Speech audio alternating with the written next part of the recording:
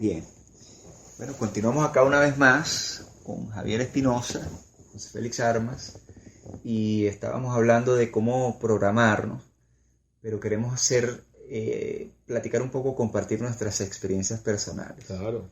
Y tú estabas hablando de una Y queremos experiencia. que la compartan ellos también. Claro. Lo que pasa es que, bueno, nos tienen que escribir y mandarnos y a través de eso vamos a empezar a hacer una realimentación buenísima, porque aquí todo el mundo tiene mucho que aportar. Es así. Y tú estabas hablando en el programa anterior cómo tú también, a pesar de todas las herramientas cognitivas y que has puesto en práctica y el conocimiento psicocorporal, etcétera, espiritual y matemático o científico, has caído en algún momento. Sí. Nos hemos sentido mal. Yo me he sentido triste, yo he llorado, yo me despecho, yo he sentido celos, yo he sentido una serie de emociones como cualquier otra persona. Pero he tratado de enfocarme en lo siguiente, este es mi caso, en cerrar la brecha entre lo negativo y lo positivo. Uh-huh. Entonces yo trato de mantenerme en un ambiente positivo, feliz, alegre, productivo, pero cuando caigo, inmediatamente programo intencionalmente: José Félix, tienes que actuar celularmente, mentalmente, físicamente, químicamente, para arriba, para arriba, para arriba, para arriba, y por X o por Y, esa brecha cada vez se ha cerrado más y me ha permitido a mí evitar cometer errores de violencia, por ejemplo. Sí. Porque uno se Claro, mueve, ¿no? La gente te puede mover. Como dicen en España, uno no tiene horchata en la sangre. Entonces, pero esto me ha llevado a tener herramientas para que en otro momento de mi vida esto hubiera estallado y en este momento no. Y enfocarse en eso, esa brecha cada vez la puedes hacer como más corta, más corta, más corta. Y hablábamos de ese estado físico o emocional que predomina a lo largo de tu vida, es hacia donde estadísticamente todo va apuntando. Exacto. Si eras gordito, bueno, vas a tender a engordar. Si eras flaquito, yo toda la vida he sido delgado. ¿Por qué? Bueno, creo yo que por qué. Puede ser algo genético, etcétera, o mi estilo de vida. Pero yo te puedo confesar, yo le tengo fobia a eso. Okay. A ser obeso, a no tener la capacidad atlética. Entonces yo no, yo no puedo caer, Entonces, esa parte de, ya eso es como neurolingüístico, que habla mucho Anthony Robbins de dolor y placer. De repente no es la mejor vía y no le funciona a todo el mundo, pero si tú no haces esto, te pasa esto. Sí, eso definitivamente es un hecho. Y eso es una manera neurolingüística que te puede ayudar. De repente no es la mejor. Que yo te diga, de repente estamos a dieta, supongamos que seamos obesos, y estamos los dos en una convivencia y decimos, bueno, si caes en una tentación de comerte ese chocolatico, nos tenemos que comer las espinacas completas mañana. Entonces es como un castigo, ¿no? Una cosa como de dolor y placer. Pero hay otra persona que simplemente dice, no, yo me comí la hamburguesa con salsa de tomate y mayonesa, pero yo mañana salgo a trotar, pero no por obligación, sino porque es un estilo de vida donde yo sé cuándo conscientemente me pasé de la raya y cuándo no. Entonces tú estás hablando de tus ejemplos, de tus historias, pero me dices, bueno, pero José Félix, cuéntame tú, ¿qué haces? ¿Cómo haces? Y bueno, este es el ejemplo que te estoy diciendo, cómo yo enfoco mi vida. No estoy pendiente de hacer algo, toda la parte teórica que yo leo, trato de ponerla en práctica. Todos los grandes autores de autoayuda, yo leí muchísimo de eso, pero no solamente es leerlo, caes en una sintonía, pero también llega un momento que dudé y dejé todo eso y decía, eso no sirve. Esa discusión mental, claro. Yo dije, ¿qué tanto autoayuda? Yo soy el primero que digo, la motivación se espicha. Sí. Y todavía lo mantengo. Entonces, ¿qué vas a esperar? ¿Que otro te motive? Entonces tú tienes que desarrollar la automotivación. Claro. Y buscar la manera que tú puedas siempre estar activo y productivo. Y yo sé que algún día o unos días no nos gusta levantarnos de la cama o estamos como más flojitos, pero usted tiene que corporalmente, porque también el cuerpo te puede ayudar en la mente. Entonces tú te estiras y pones tu estado corporal en una posición ganadora o altiva, y eso te ayuda después mentalmente. Y yo no lo sabía. Claro. Y cuando empiezas a descubrir eso, tú dices, bueno, entonces, cuando yo estoy cansado, saca el pecho, mentón al frente, camina. Exacto. Si quieres, también te puedes dar el lujo de decir, bueno, hoy tengo ganas de estar así, pero también. Lo importante es que uno tenga conciencia de qué es lo que está haciendo. Yo creo que hay un par de cosas, una que mencionamos al final del programa anterior, y otra, o el segmento anterior, y otra que estamos mencionando ahorita. Al final del segmento de anterior estamos hablando, yo les decía que hay una cosa que a mí me parece que es muy importante.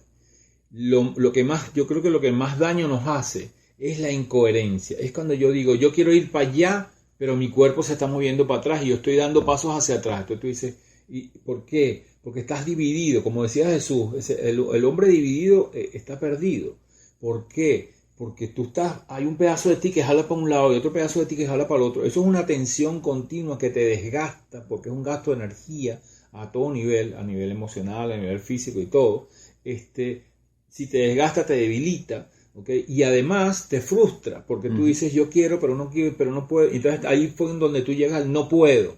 Realmente no es que no puedes, es que tienes que reorientar uno de los vectores o varios vectores que están jalando para un lado en contra del sentido donde tú dices que quieres ir. Pero vamos a suponer que tú dices, oye, pero es que no puedo. Bueno, está bien. Entonces tome la conciencia de que usted dice, bueno, chévere, no puedo, ok, está bien. Dime qué es lo que sí puedes. Bueno, mire, yo sí puedo caminar para atrás. Bueno, camine para atrás. Llorar no es malo.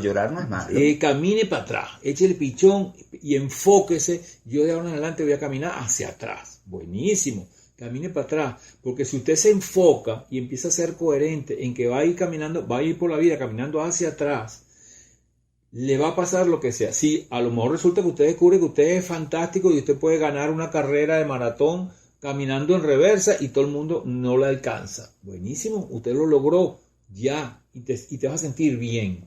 Pero suponte que descubres que, oye, caminando hacia atrás no llegas a ningún lado. Te vas a dar cuenta de que eso no te funciona y vas a soltar eso y vas a decidir con toda convicción moverte en otro sentido o hacer algo diferente, pero que lo hagas coherentemente.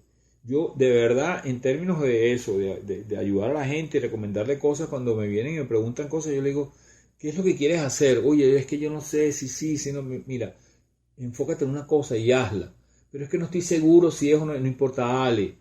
Hágalo hasta donde puedas y dale con todo. Si no te funciona, no te preocupes, suéltalo, pero ya sabes que eso no funciona y ahora te enfocas en lo que sí, en lo próximo que te parece que sí funciona y así le das y vas poco a poco, muy rápidamente, vas a empezar a eliminar todo lo que no te sirve y te vas a quedar con lo que sí te sirve y ahí vas. Pero estábamos otra vez volviendo al tema de la intención y del cambiar la realidad. Y a lo mejor la gente de repente dice, pero ¿a dónde se fueron todos locos? Seguimos en lo mismo. Estamos hablando de que para poder crear realidad, lo primero que tienes que hacer es manejar tu herramienta que genera pensamiento. Estamos diciendo el pensamiento genera realidad, la mente genera realidad, la intención genera realidad y la intención sale de la mente. ¿Cómo está tu mente? Entonces, ¿cómo nos programamos y cómo nos vamos? Y ya hemos dado unos cuantos tips, unas cuantas herramientas. A lo mejor hay gente que nos puede. Meditación también es una cosa fantástica. Meditación puede ser simplemente hacer silencio. Eso puede ser una parte, una forma de meditación es hacer silencio. Aprender a enfocar la mente en una sola cosa y mantenerla ahí, así sea 2 minutos, 3 minutos. Al principio es completamente difícil. Pero y la otra cosa que tú decías hace un rato, que tú has logrado cerrar las brechas. Y eso a mí me ha pasado también. Yo, por ejemplo, tú aparentemente entiendo por lo que me acabas de decir que básicamente tu carácter, cuando tienes conflicto, tú tiendes a ser explosivo o tendías a ser explosivo posiblemente. Y esa es una forma de funcionar que tiene que ver con tu corporalidad, tiene que ver con tu forma, con el mecanismo con el cual empezaste a trabajar. Básicamente cuando tú tienes un conflicto no hay más que 3 maneras de enfrentar un conflicto. Las 3 maneras que hay para enfrentar el conflicto son: 1, te caes a puños con lo que sea y te caes a piñazos y o me matan o lo mato. Eso es, matar o morir. Esa es una forma. La otra forma es huyo. Doy media vuelta y escurro el bulto y salgo corriendo en sentido contrario. Fly or fight. ¿Ah? Fly or fight. Exacto. Entonces es fly. No fight, fly. Y la tercera es la de me tiro al suelo y pido, ay, por favor, perdóname, disculpa, no sé qué cosa. Y entonces me hago la víctima. Entonces, esa cosa corresponde a los 3 caracteres fundamentales que hay a nivel de psicología, que son el esquizoide, ¿okay?, que son el psicopático y que son, estamos hablando de neurosis, no de psicosis, no confundan el psicópata asesino en serie con la neurosis psicopática, que es otra cosa, que es el tipo que es echón y tal y cual. Ese no va a matar a nadie, ni va a hacer una asesino en serie, pero es un tipo que es echón. ¿Qué te pasa? Pues, ¿qué te pasa tú? Lo que llama el pecho paloma, sí. ¿Okay? El Johnny Bravo, por ejemplo. Pues. Exacto, el Johnny Bravo es lo que se llama carácter psicopático. ¿Okay? Y después tienes el esquizoide, que es el que dice, uy, no, mira, yo lo pienso, y son el que se esconde y se enconcha y cuando hay un problema y después tienes lo que llaman el masoquista. El masoquista es el que se queda ahí y aguanta palo y sigue y llora y sufre y sigue ahí y te dice, oye, pero no sé, y tú, no, mi mujer me pega, pero ¿y cuánto tiempo te pegó ayer? No, ayer y antier, ¿cuánto tiempo tienes tú con tu mujer que te pega? No, tengo como 20 años. Entonces a ti te gusta que te peguen, pana. Pero ninguno de los tres me gusta, los que están ahí. No, está bien, no importa que no te guste, pero lo que te quiero decir es que los tres mecanismos con los cuales normalmente te enfrentas a los conflictos son con eso. Sí. El que mejor te funcionó cuando estabas chiquito, con ese más o menos lo usaste como la prioridad 1 y es el que más utilizas cuando tienes un conflicto, salvo que tú te hayas entrenado para entonces ir más allá de esas 3 respuestas, vamos a decir que reactivas o espontáneas, que encuentra la mente cuando está sin mucho entrenamiento. Y ahí estás hablando de lo mismo del predominio de una tendencia en función Exacto. de tu... Porque si resulta que tú cuando estabas chiquito descubriste que cuando tú formabas una laraca y formabas un zaperoco y no querías que te hicieran, tú no querías tomar leche y tú descubriste que si tú llorabas, chillabas, pataleabas y gritabas, no te daban el tetero, o sí te lo daban porque tú querías que te dieran gratis. Entonces tú aprendiste que formar zaperoco y formar escándalo era la manera de funcionar, y eso se te quedó grabado cuando estás chiquito. Buenísimo. Entonces de ahí para adelante tú dices, oye, pero ¿por qué será que José Félix es tan peleón? José Félix es peleón porque cuando estaba chiquito le funcionó ser peleón para que le dieran su tetero y se quedó peleón. Pero si José Félix lleva 20 o 30 años siendo peleón, ha pasado una cosa que también en What the Bleep Do We Know la explican fantásticamente bien, y es que cada vez para poderte, como dicen en criollo, a lo mejor esto es una grosería para alguna gente que habla en otros, porque en los ambientes en Latinoamérica una palabra en un sitio es una grosería, en otro sitio no lo es. Pero para hacer un arrechón, o está furioso, o ponerte rabioso, lo que realmente significa estar rabioso, o cualquier emoción que tú sientes en tu cuerpo, en What the Bleep Do We Know te lo explican muy bien. Eso es un torrente de químicos que se han soltado por todo tu cuerpo, y es una reacción metabólica que ocurre a nivel de todas tus células. Entonces tú, para poderte poner furioso o rabioso, tiene que haber unos químicos que están robando, lo cual es muy bueno la primera vez. Además, no es malo ponerse bravo de vez en cuando. Lo malo es vivir bravo todo el rato, porque esos químicos funcionan igual que una droga. De hecho, son drogas producidas por el cerebro, por el hipotálamo, de hecho, que se vacían en el cuerpo. Y esa droga natural y producida por el cerebro, llega a todas las células, y todas las células se ponen en estado de estar bravas, arrechas o furiosas. Cuando eso lo haces un rato, pues eso es fantástico, no pasa, bueno, me calenté, me puse rabioso, pero después se te quitó. Pero si tú lo haces una vez, y una semana, y otra semana, y un mes, y un año, y 5 años, y sigue, y la mayor parte del tiempo te la pasas furioso, rabioso, y como una plancha chino, como dicen en criollo, ¿qué es lo que te va a pasar? Lo que te va a pasar es que tus células se vuelven adictas al químico. Y no solamente eso, cuando las células se mueren y se van a reproducir, hacen como una especie de examen de conciencia y dicen, ¿qué fue lo que más hice? ¿En qué invertí la mayor parte de mi tiempo de vida? Y dicen, la mayor parte del tiempo estuve teniendo que estar en un estado metabólico que se llama estar furioso. Muy bien. Entonces, para la próxima generación, cuando me voy a reproducir, dejo una orden en la reproducción celular, en donde las nuevas células tienen más capacidad o más receptores, porque eso al final, esos químicos penetran dentro de la membrana celular, tienen más receptores para poder recibir los químicos de la rabia y de la furia, ¿okay? Que para recibir, por ejemplo, los químicos de la risa, de la armonía, de la paz o de la alegría, ¿okay? Entonces, ¿qué es lo que pasa? Que eso va cambiando la célula misma empieza a tener más tendencia a eso. Cuando yo después te digo, y alguna vez a lo mejor les ha pasado eso, que se encuentran a alguien que le dice, oye, pero es que, cónchale, José Félix siempre está furioso y es un arrechón, siempre está endemoniado, o sea, cualquier cosa que tú le digas siempre, y tú le dices, pero vamos a, y el tipo no entiende un chiste, no se sabe reír, no se sabe divertir, y tú dices, lo que pasa, pero trata de cambiarlo, y resulta que la gente piensa que el problema es un problema mental, y no es un problema mental, es un problema de adicción bioquímica, igualito claro, que si fueses un adicto a la cocaína. Porque tú eres un investigador de todo esto, y a mí me pasa también. Yo creo que allí, que de todo esto que tú me estás hablando, yo quiero entrenarme en ser asertivo, en tener la capacidad de cambiar esa violencia por inteligencia, ¿qué es para mí la asertividad? El equilibrio perfecto entre la agresividad y la pasividad. Ni tan agresivo ni tan furioso, porque como tú dijiste, está bien a veces poner autoridad o poner un límite, pero tampoco puedo ser tan pasivo donde me pisen. Claro. Entonces tú tienes que tener esa capacidad. ¿Y cómo se logra eso? En una formación, en una investigación. Exacto. Tú investigaste todo este proceso químico que me parece fascinante porque me permite entender qué es lo que pasa por mi cuerpo.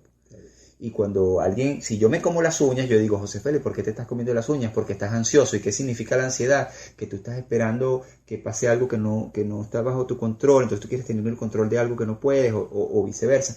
Entonces empiezas a entender sobre la conducta humana y no esperas que el psicólogo sea el especialista. Tú puedes ser mejor psicólogo que una persona que estudió 5 años si eres investigador y autodidacta y compruebas en ti mismo y observas la conducta humana y aprendes de la experiencia ajena, y empezamos a experimentar todo lo que estamos haciendo el día de hoy. Sobre todo porque el psicólogo te ve 1 hora a la semana y tú estás contigo las 24 horas del día.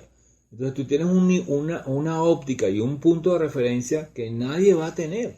Hay que desarrollar la capacidad de autoanálisis, de sincerarse, exacto, de no mentirse y de estar claro de dónde estamos parados. Exacto. Creo que el principio de la estrategia es saber dónde estás. Exacto. Si tú no sabes dónde estás, no puedes saber a qué distancia está tu enemigo. Y saber para dónde quieres ir es la segunda parte. Y entonces medir la distancia, es donde tienes que saber la matemática, la distancia, el viento, la montaña.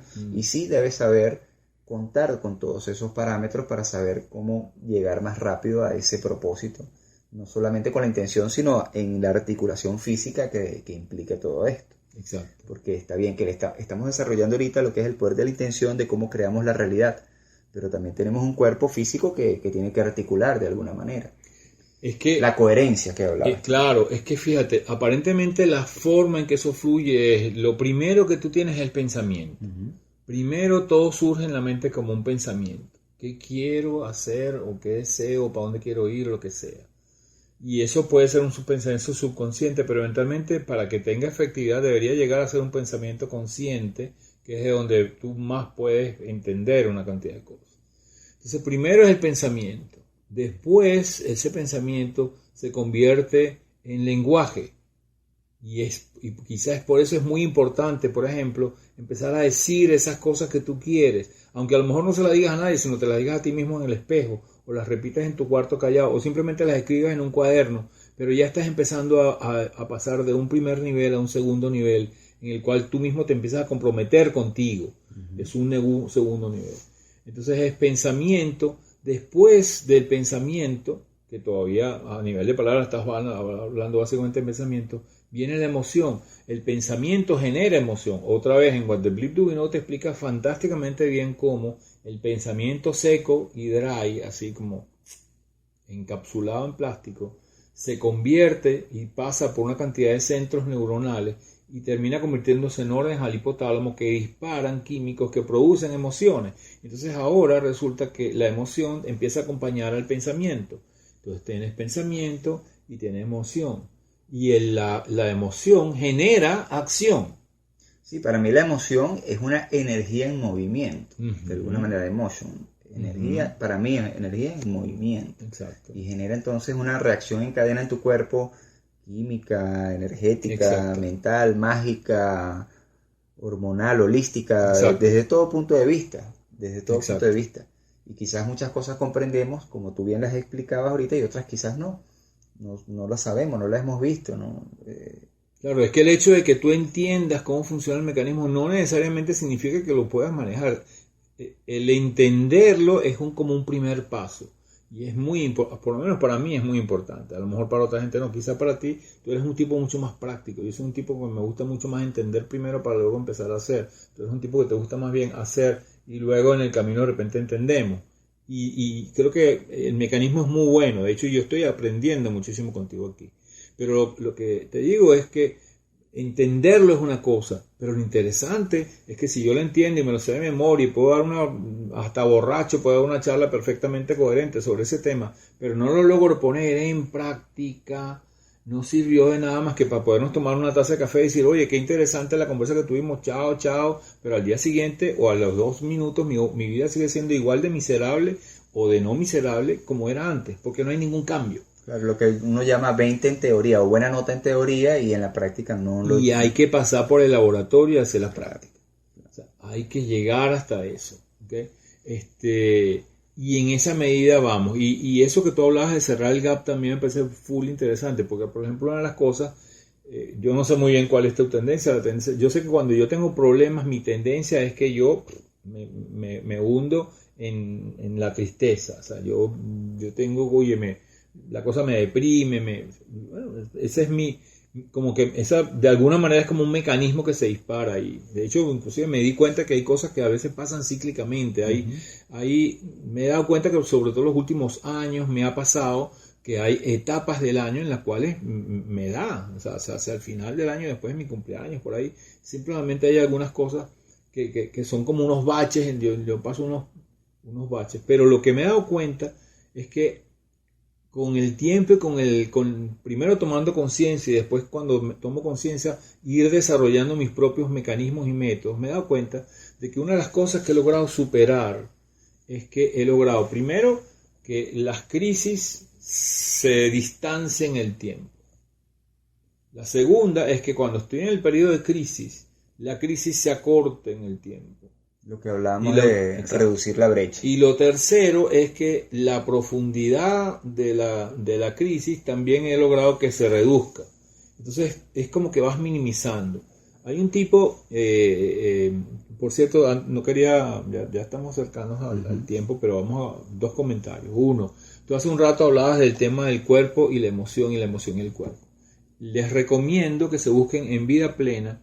En la parte de videos BP, que es un listado alfabético, hay un video que me parece súper genial. Tú usaste la posición así de vencedor. De Amy Cuddy, ¿no? Ahorita no me acuerdo de la autora. Amy Cuddy. Puede ser, pero yo sé que es una charla TED. Sí. Y la historia es fascinante porque ella era una mujer muy tímida en sí misma, chiquitica, y ahorita es una gran conferencia internacional y explica claramente con una serie de investigaciones científicas que determina. Amy Cuddy se llama ella. En Vida Plena la van a poder encontrar, se llama El cuerpo cambia la mente. Ese mismo. Y es un video cortico, pero es súper interesante. Es muy práctico. Y es muy práctico y es algo que te puede tomar 3 minutos antes de cada vez que tienes que hacerlo y lo puedes repetir las veces que quieras. Sí. Pero lo interesante es que eso es hay muchas herramientas. Lo importante es irlas aprendiendo a usar y aprender a usarlas casi que acostumbrarte a hacerlo como en automático. Esto es filosofía de vida. Exacto. El apasionado del yoga hace yoga todos los días, no por una obligación, sino porque ya empieza el gusto por eso. Claro. El que rebajó no sé cuántos kilos y se siente mejor y se siente más querido y su autoestima se elevó, pues lo va a seguir poniendo en práctica. Así es. Bueno. Bueno, seguimos en el próximo segmento, seguiremos con el próximo tema. O sea, ¿en dónde nos quedamos? ¿De qué vamos a hablar en la próxima vueltica? En la próxima vueltica es una sorpresa para ustedes. Ok. Entonces, en la próxima vueltica le damos continuidad, pero sorpresa. Con sorpresa. Ya venimos.